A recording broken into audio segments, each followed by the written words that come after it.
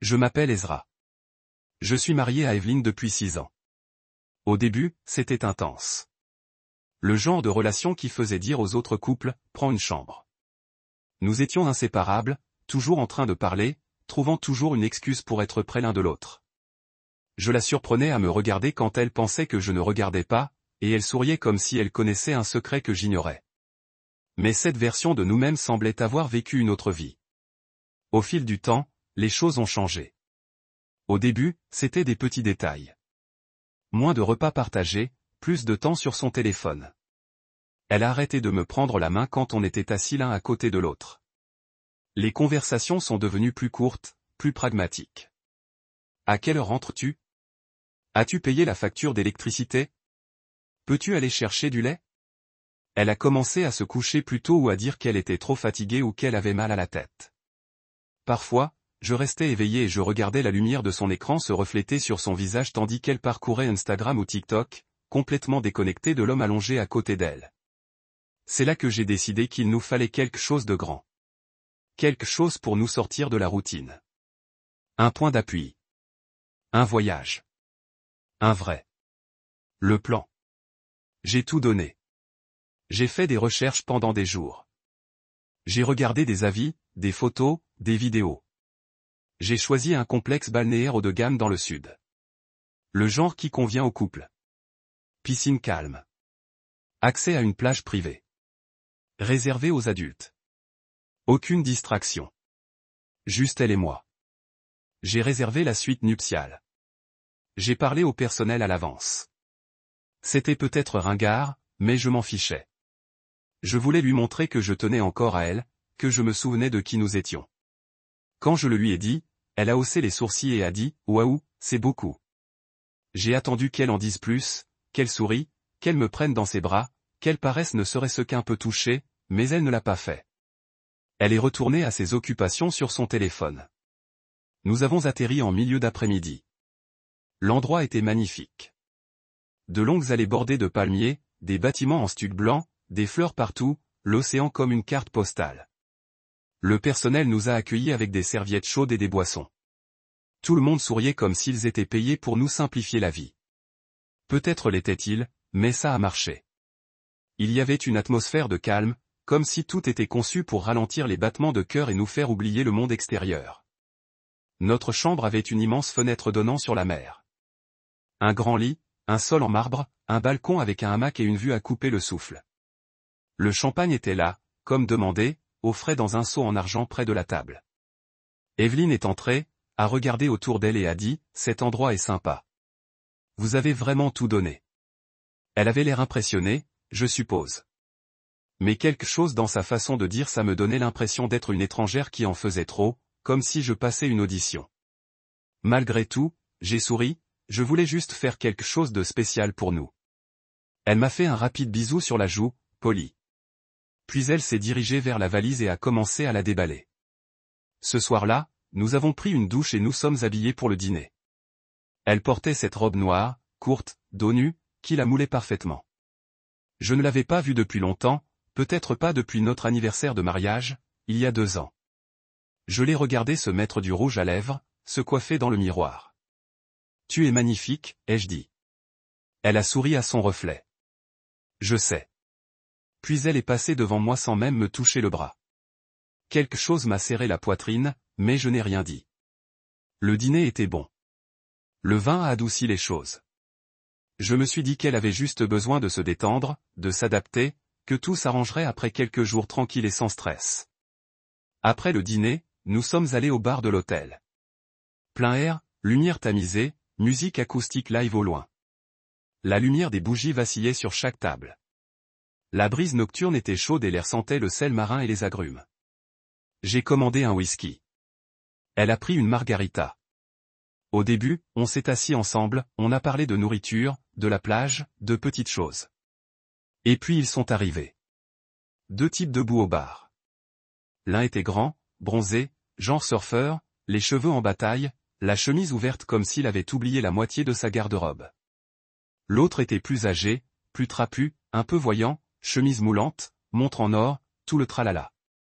Le regard d'Evelyne s'est posé sur eux. Je l'ai remarqué. Elle a souri intérieurement, un petit sourire en coin. Puis elle s'est penchée vers moi et a dit, « Je crois que je vais demander au barman quel genre de tequila ils utilisent. Cette margarita a un goût différent, mais plutôt bien. » Avant que je puisse répondre, elle était déjà debout, emportant son verre. Mais au lieu de se diriger vers le barman, elle s'est arrêtée vers les deux types au bar, le bronzé et celui à la montre. Je l'ai vu faire un geste vers son verre, dire quelque chose et rire comme s'ils se connaissaient déjà.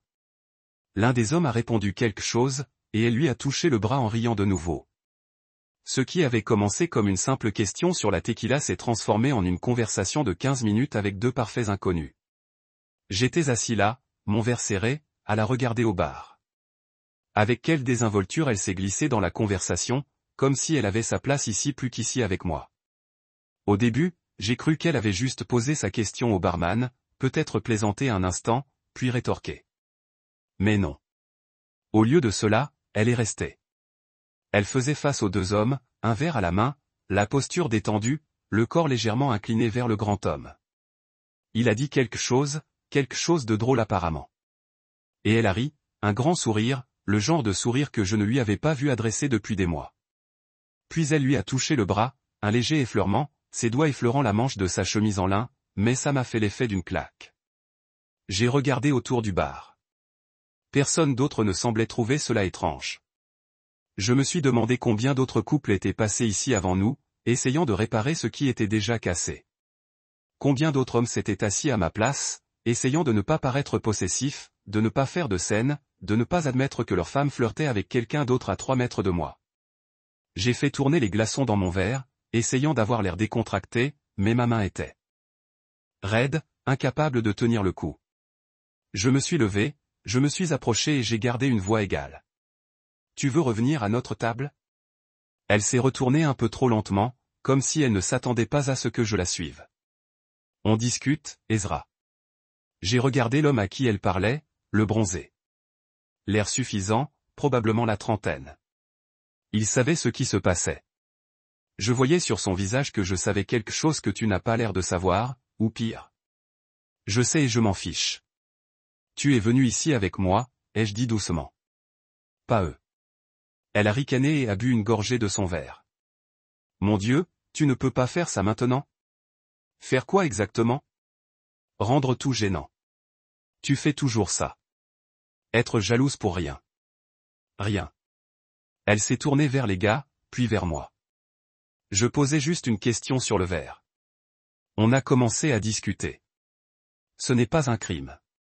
Je n'ai rien dit. Je l'ai juste fixé une seconde. Je me suis demandé si j'étais déraisonnable. Si j'étais peut-être juste paranoïaque, complexé, mais je l'ai revu.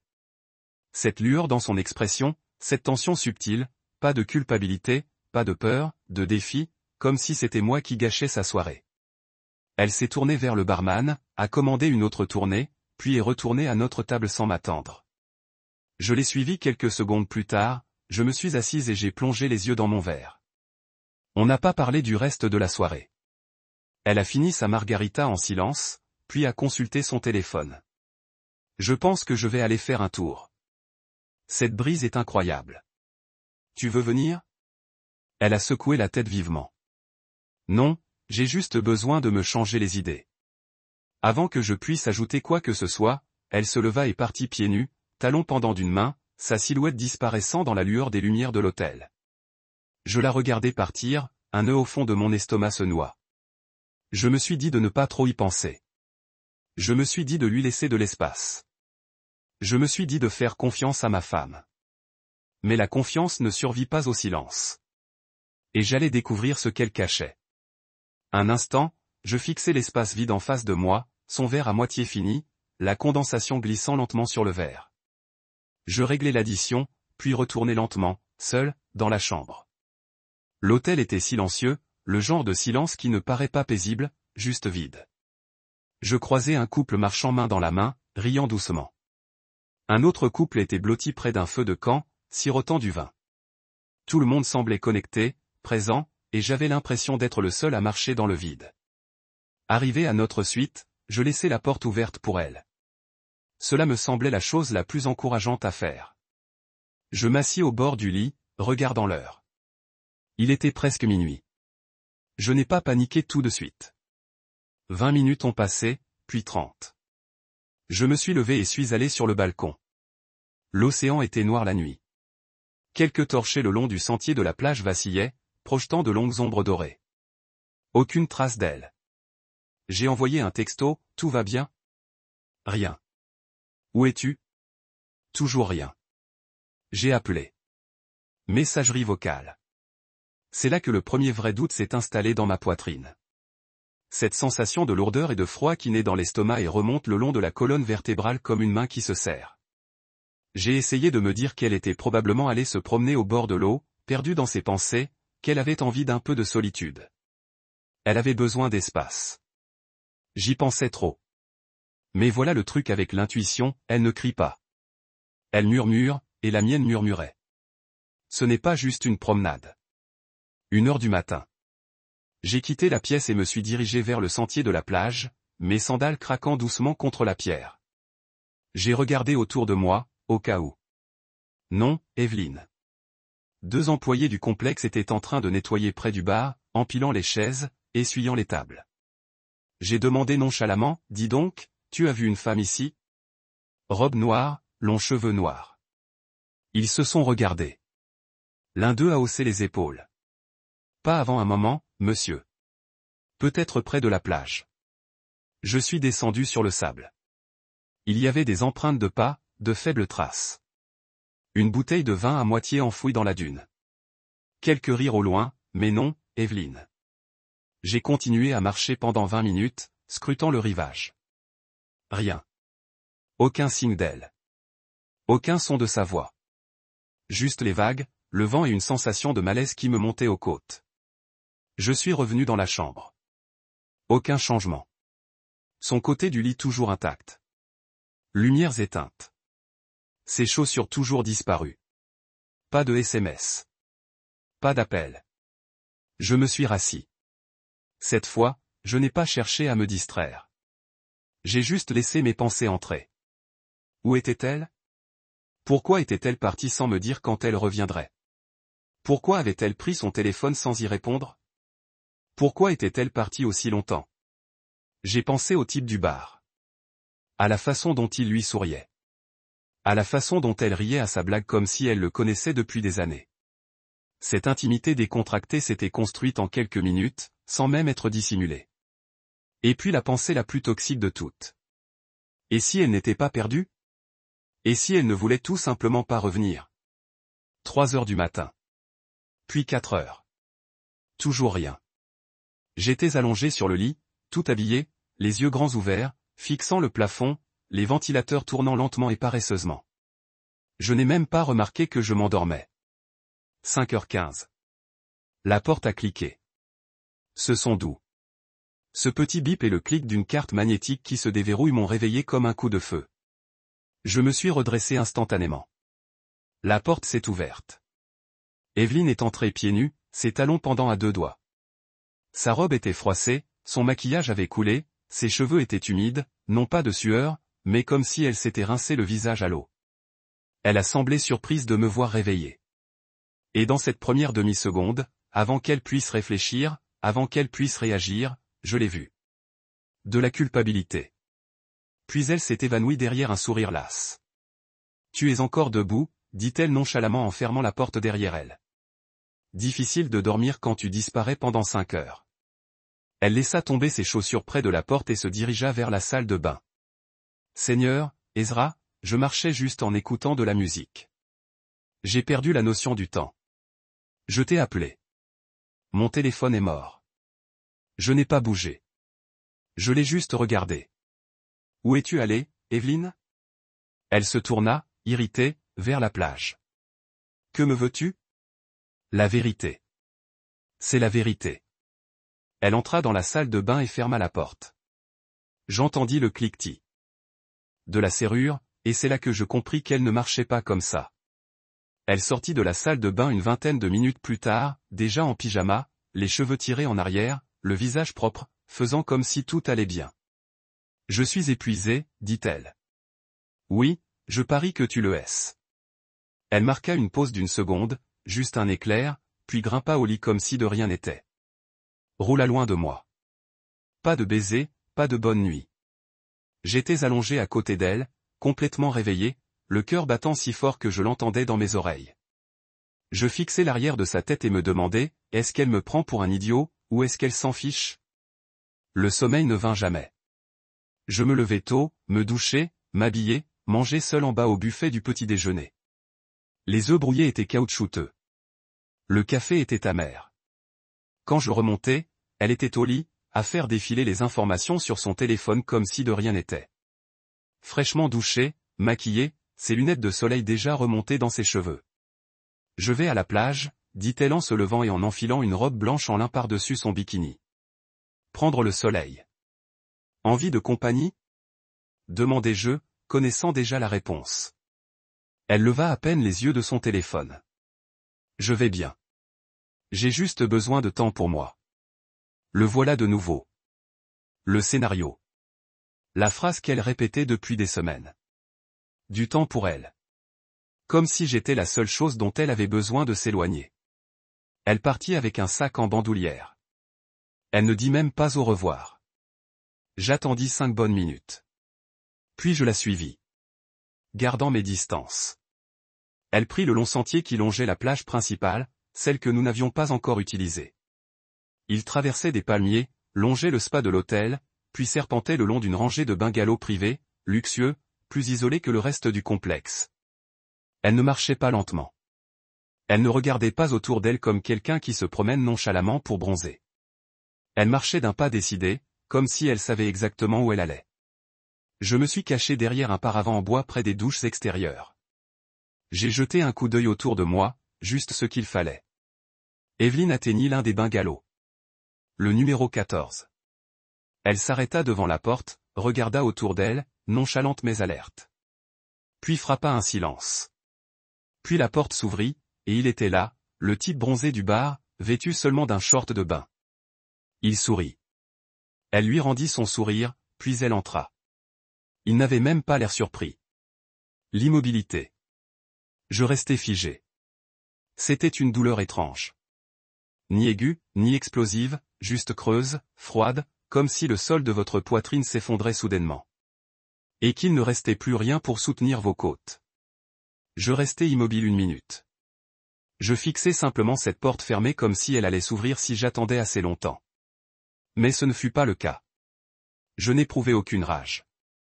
Pas encore. Je me sentais stupide. Je me sentais utilisé. J'avais l'impression d'avoir été traîné à travers le pays, entassé dans une suite luxueuse et abandonné pendant que ma femme se donnait à quelqu'un d'autre derrière les murs d'un bungalow. Je me suis retourné et j'ai repris le chemin d'où j'étais venu. De retour dans la chambre, j'ai fait mes bagages sans un mot, plié mes chemises, fermé ma valise, pris mon passeport dans le coffre-fort. Puis je me suis assis au bord du lit et j'ai attendu. Quelques heures ont passé. Le soleil a commencé à se coucher. Le ciel est devenu doré, puis rose, le genre de ciel qui me donne habituellement envie de prendre mon téléphone pour prendre une photo. Mais cette fois, je n'ai pas bougé. Puis la porte s'est ouverte. Evelyne est entrée, souriante comme si elle venait de faire la meilleure sieste de sa vie. Lorsqu'elle a vu la valise, son sourire a disparu. « Qu'est-ce que tu fais » a-t-elle demandé. « Tu fais tes bagages. » Pourquoi? Je me suis levé et j'ai croisé son regard. Parce que ses vacances sont finies. Elle a cligné des yeux. Tu es ridicule. Vraiment? Bungalow 14. Evelyne, je t'ai vu. Silence. Quelque chose a brillé dans ses yeux. Culpabilité. Non. Agacement. Ça ne voulait rien dire. Alors, tu devrais pouvoir t'en passer. Tu vas vraiment tout gâcher pour une seule erreur. Tu l'as déjà fait. Elle resta sur le pas de la porte, stupéfaite 1 seconde, comme si elle ne s'attendait pas à être surprise. Ou peut-être si, et pensait-elle que je laisserais tomber. Evelyne s'approcha, croisa les bras sur sa poitrine. Ezra, on peut juste parler de ça? On parle. C'est juste que tu n'aimes pas ce que je dis. Elle soupira et leva les yeux au ciel. Écoute, j'ai fait une connerie, d'accord? J'étais saoul. Tu n'étais pas saoul ce matin. Ça l'a fait taire. Elle détourna le regard une seconde, puis se tourna vers moi. Ni de chagrin. Ni de regret. De frustration. Comme si je lui gâchais quelque chose. Que veux-tu que je dise? Que je suis désolé. D'accord. Je suis désolé que ce soit arrivé. Je n'avais pas les idées claires. Tu avais 5 heures pour les avoir. J'ai refermé la valise lentement. Exactement. Ça sonnait plus fort que prévu dans le silence stérile de l'hôtel. Ne jette pas ça, Ezra. C'était une fois. Tu n'as rien jeté, même une fois. Tu as tout jeté quand tu m'as menti 2 fois. Quand tu as franchi cette porte hier soir, sachant ce que tu allais faire. Quand tu m'as regardé ce matin et que tu as fait comme si de rien n'était, son expression a changé. Quelque chose a vacillé. De la panique, peut-être, mais elle l'a vite dissimulé. Où vas-tu? Demanda-t-elle. À la maison. Ezra, ne dramatise pas. J'ai ri. Froid. Bref. Allez, qu'est-ce que tu attends? Tu vas sortir et coucher avec un petit jouet et ton mari restera assis là à te regarder le paradis commun. Elle m'a suivi hors de la chambre dans le couloir. Ezra, allez, s'il te plaît. Elle ne criait pas. C'est ce qui m'a le plus frappé. Sa voix n'était pas paniquée. Elle était mesurée, contrôlée. Elle ne voulait pas que je revienne. Elle voulait gérer la situation. Je me suis tourné vers elle à l'ascenseur. Tu as triché. Tu as menti. Tu m'as humilié. Et maintenant, tu veux négocier. Les portes de l'ascenseur se sont ouvertes. Tu peux profiter du reste du voyage. Tu vas vraiment partir, Evelyne? Dis-je en entrant. Je suis parti à la seconde où tu lui as ouvert la porte. Les portes se sont fermées. Et avec elles, tout le reste s'est refermé. Je n'ai pas pleuré pendant le vol. Je n'ai pas bu. J'ai juste regardé par la fenêtre et repensé aux 48 dernières heures.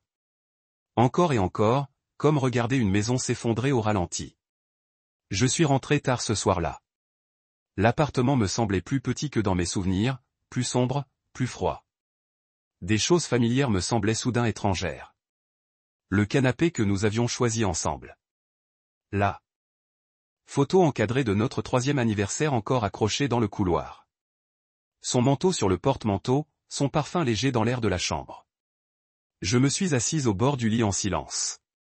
L'espace à côté de moi ressemblait à une tombe. Je n'ai pas dormi. Je suis restée assise là, à écouter le ronronnement du réfrigérateur. Au matin, j'ai su exactement ce que je devais faire. J'ai appelé un avocat. Je n'ai pas hésité. Je n'ai pas arpenté la pièce ni hésité. J'avais beaucoup douté l'année précédente. Maintenant, c'en était fini.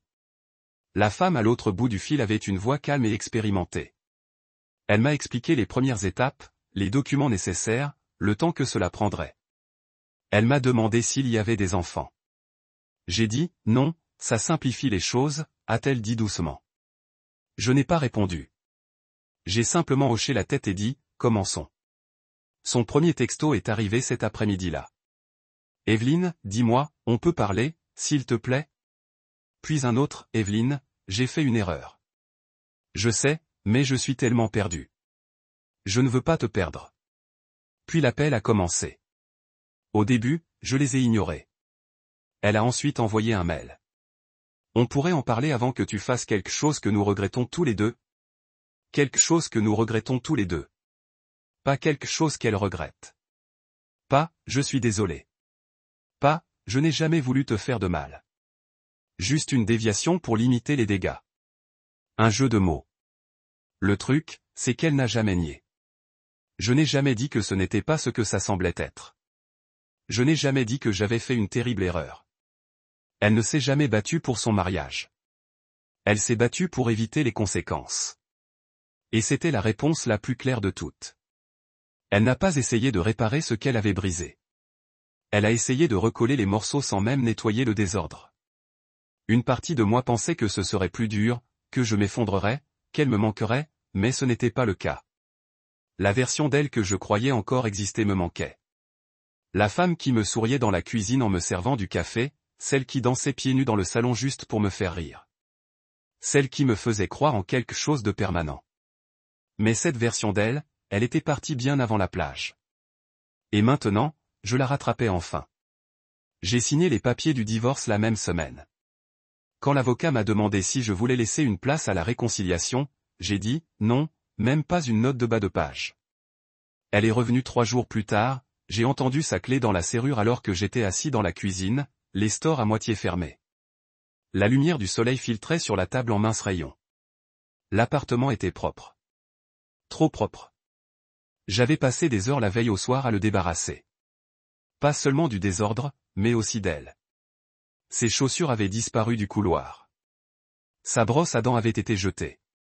Ses flacons de parfum avaient été rangés dans des cartons. La seule chose que je n'avais pas encore touchée était la photo dans le couloir. Nous sourions, plus jeunes, inconscients de ce qui allait arriver. Je ne me suis pas levé quand la porte s'est ouverte. Elle est entrée comme si elle vivait encore là, comme si rien n'avait changé.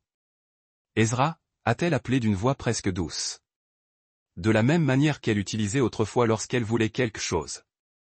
Je n'ai pas répondu, j'ai juste attendu. Elle est entrée vêtue de vêtements doux. Pas la version stricte et contrôlée d'elle-même qu'elle montrait au monde, mais la version domestique. Sweat à capuche, pas de maquillage, les cheveux attachés paresseusement, essayant de paraître vulnérable. Normal. Je sais que tu es en colère, a-t-elle commencé à voix basse. Et je le mérite. J'avais juste besoin de temps pour réfléchir, pour comprendre ce que je ressentais. Ce voyage, assieds-toi, dis-je d'un ton neutre. Elle cligna des yeux, surprise. D'accord. Elle s'installa sur la chaise en face de moi, à la table. Entre nous se trouvait une enveloppe en papier craft. Ses yeux se posèrent dessus. Je la glissai sur la table.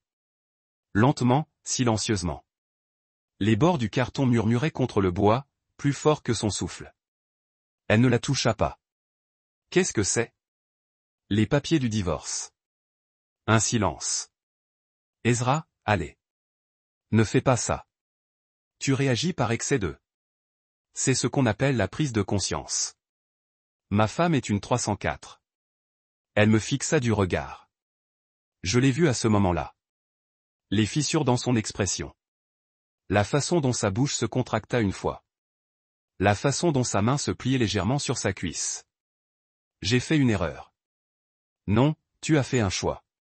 Je ne voulais pas que ça aille aussi loin.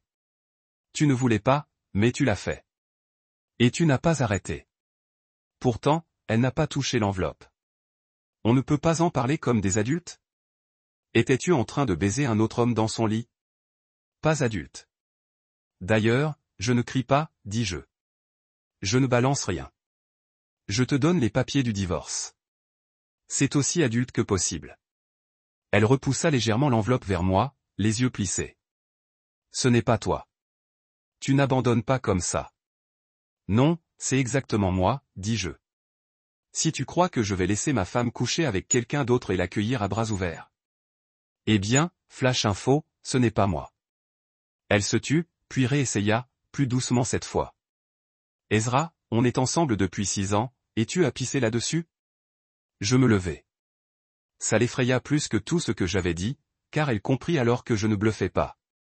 Je n'attendais pas qu'elle pleure. Je ne lui donnais pas de scénario à suivre pour qu'elle soit pardonnée. J'en avais fini. Tu peux signer maintenant ou l'emporter. Je m'en fiche. Elle ouvrit la bouche, la referma, regarda l'enveloppe comme si c'était un fil sous tension. Qu'est-ce que je suis censé faire? Qu'est-ce que tu en dis? Je n'attends rien d'un 304 comme toi. Voilà, le sujet est clos. Et pour la première fois depuis des années, je n'avais pas l'impression de laisser quelque chose derrière moi. J'avais l'impression de sortir d'une maison en feu et de respirer enfin un air pur. Elle resta silencieuse un long moment, assise là, les épaules légèrement rentrées, ses doigts caressant le bord de l'enveloppe. Je lui accordai le silence qu'elle m'avait si souvent accordé. Puis, finalement, elle se leva. Sa chaise racla doucement le sol, un dernier bruit discret. Elle me regarda une dernière fois. Son regard n'était ni furieux, ni manipulateur, juste fatigué.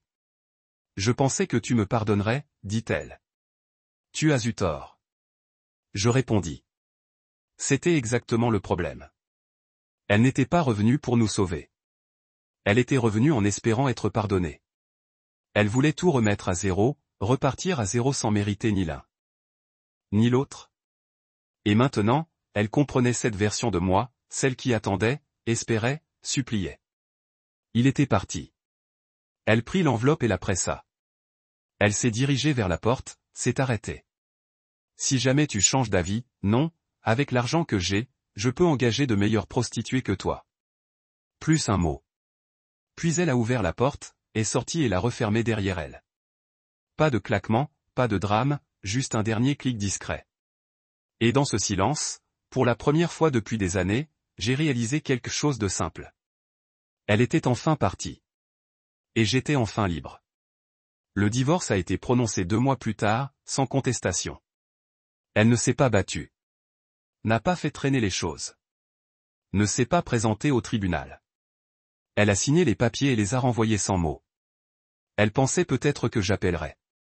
Que la finalité de l'affaire me bouleverserait. Que je paniquerais à la dernière seconde et la supplierais de reconsidérer sa décision, mais je ne l'ai pas fait. J'avais déjà fait mon deuil avant même que l'encre ne sèche. Le jour où c'est devenu officiel, je me souviens exactement du moment. Le courriel de mon avocat est arrivé. Votre divorce est prononcé. Tu es libre d'avancer. Je l'ai lu 2 fois. Non pas parce que je n'y croyais pas, mais parce que ces derniers mots m'ont frappé plus fort que prévu. Tu es libre d'avancer. Il ne s'agissait pas de me libérer d'elle. C'était la libération du poids que j'avais porté seul pendant des années. De cette automutilation, de cette tentative de suffire à quelqu'un qui avait déjà décroché. J'ai juste fermé l'ordinateur, me suis levé, j'ai ouvert une fenêtre et suis resté là un long moment, respirant un air qui me semblait enfin mien. Elle a déménagé. J'ai appris par un ami commun qu'elle avait trouvé un nouvel emploi, une nouvelle coupe de cheveux, et qu'elle avait commencé à poster des citations poétiques sur la guérison sur Instagram. Tant mieux pour elle. Je n'étais plus en colère. Je n'attendais ni ses excuses, ni sa chute. Je n'avais pas besoin de vengeance. Je n'avais pas besoin de tourner la page. J'avais la seule chose qui comptait vraiment, la clarté. Ces jours-ci, je travaille. Je dors. Je cuisine. Je ris. Je me réveille sans appréhension. Je bois mon café tandis que le soleil entre par les stores de la cuisine. Et aucune partie de moi-même. Je me sens moins bien seul. Si quelqu'un me demande ce qui s'est passé, je réponds simplement que nous avons évolué dans des directions différentes. Ce que je ne dis pas, c'est qu'elle m'a trompé. Je suis parti. Je me suis choisi. Parce que cette part n'est plus une souffrance. C'est juste la vérité. Et certaines vérités ne font pas mal. Elles guérissent.